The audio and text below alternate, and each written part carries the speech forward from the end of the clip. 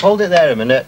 Since the beginning of the 20th century, people have made commercial recordings for us to enjoy. The methods and means have changed through time, yet our interest and consumption of music has grown. Many commercial recording studios have suffered financially in this digital age. My name is Alan Dyer, and I am the current owner of Pasadena Rehearsal Studios.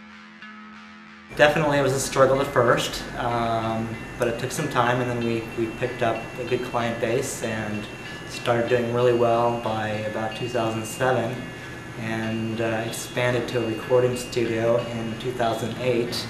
And then the economy went bad, so everything kind of went downhill. We lost the recording studio, went back to our 5 rooms that we previously had, and now we are currently being evicted, partly to do with economics and partly to do with the fact that our landlord doesn't like the noise that we're making.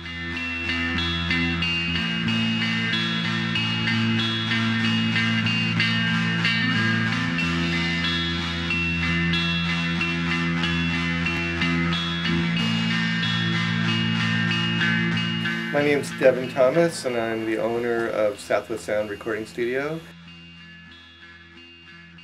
I've been doing this for 10, 11 years now.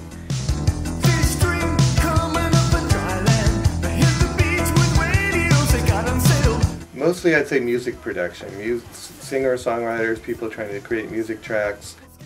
But I've been doing background music also for films and commercials and things like that.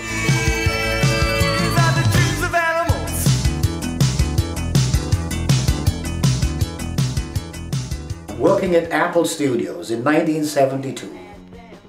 That was a good experience. The Beatles' personal studio, and recorded the album there. 20th Century Musical, man. Worked with some fine people there.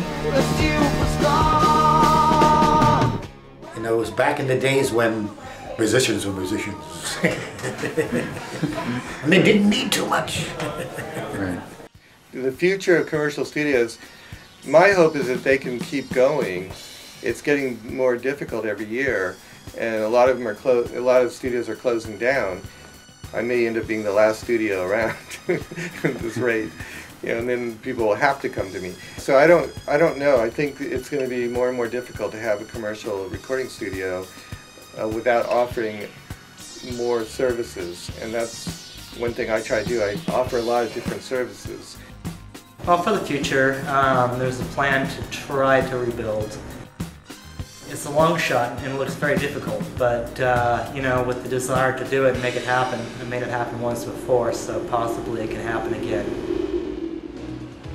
You think the bass is taken away from the vocal? No, not really. Maybe. It sounds balanced to me. It's definitely taken away from my vocal. Just take the bass down and bring up the vocal. Okay, let's do it, Nick. You heard him.